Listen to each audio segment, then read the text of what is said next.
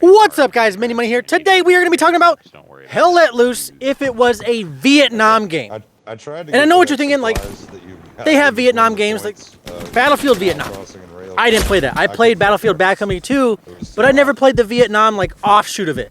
I would like a realistic shooter such as Hell Let Loose in the way that it plays, but just set in Vietnam. And if you sit and think about it for a second, there are so many different little options that you could put in-game to customize your character. I'm not talking about the US side, I'm talking about the Vietnamese side. I mean, I guess you could have little differences in the American side, like different types of uniforms, either early into the battles versus like towards the end of the campaigns and stuff like that. You could have different sleeve options with either cut off, mid, or all the way down, or if they were wearing a flak jacket, or if they have writing on their helmet, and the type of helmet that they're wearing, whether it has the cover or if they just took the cover off. I don't know why you would, but you get the point. There's so many different options. And with the Viet Cong and Vietnamese, army side, you have so many different options between the different pajamas, I don't know what else to call it, the different clothes that they wear, like in the jungle. They're not moving around in regular uniforms unless they're the conventional North Vietnamese army, which even then, that's a whole different, like, you could have different styles of what they're wearing.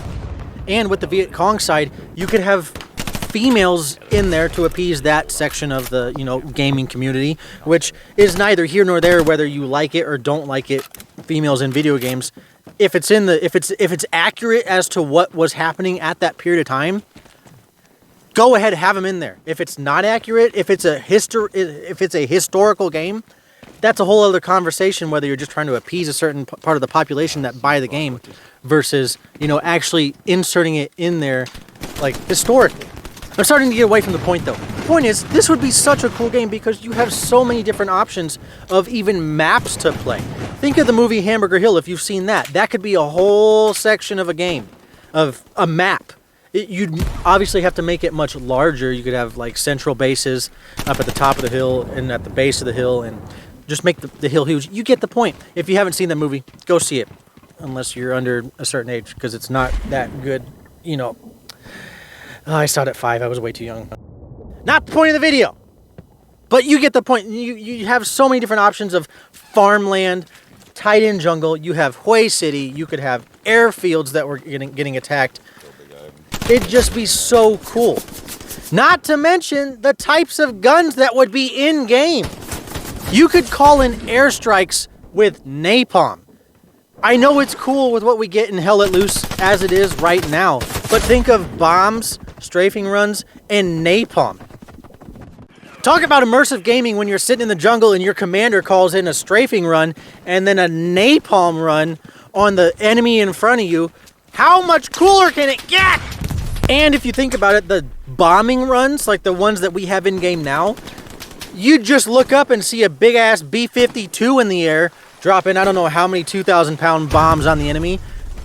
It'd be the same type of look in the bombing run, but to have a B-52 up in the air in-game, it's just a cool little aesthetic thing that would be so cool to actually have and see in-game. I'm still... If they could put napalm in it, that would be the epitome of, like, what I'm thinking about right now.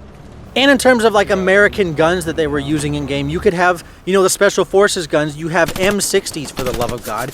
And on the Viet Cong side, you can have almost any type of gun, really, because they used so many different types. They used German rifles from World War II because that's just what they had of surplus that they could buy. And they even made their own guns, which it kind of defeat the purpose of, I don't know. Anyway, they used MG42s, but they had a whole bunch of AK-47s. They had SKSs, and they had shotguns. And then I didn't even think until just now that they could have you build punji pits in-game. That would be terrifying. God, I didn't even think about that till just now, how terrifying that would be. Foot traps. You think the mines are cool in Hell Let Loose right now? Think of foot punji traps, where it's not your whole body going in. You just hurt your foot. I don't know how that would work in game. Maybe it slows you down, but you get the point. And if you have a squad leader in game that sucks, just like in Vietnam with the fragging incidences of their commanding officers, I mean, you can do that in Hell Let Loose right now, but you get the point. It'd just be a little bit more immersive because it happened a lot in Vietnam because kids just didn't like the adults in front of them. All of this is to say that there's so many different options that you could put in game, you know, to have on the battlefield. It'd be kind of cool that I grew up learning about the Vietnam War from my great uncle who was there. He was an air cav scout, I think that's what it's called. I'll show the pictures while I'm talking right here, but he would ride in on helicopters and, you know, they'd blow the trees up and then they'd land and then go on their missions for a week or 2 weeks or however long and then get picked up when they find the bad guys. They'd engage and then draw back and then call in for backup and then they'd send a whole bunch of guys. So that's why I'm so intrigued with the Vietnam War. And it'd just be so cool to actually have a game that'd be worth playing that's not, you know, Call of Duty Black Ops, where you kind of get the feel of it a little bit. I understand it's not the same. But anyway, I'm getting off point. If you like the video, go ahead and press that subscribe button. I'm coming out with more videos all the time, even though I haven't posted in a long time. You get the point. Anyway, subscribe to Mini Money, guys. Thanks for watching.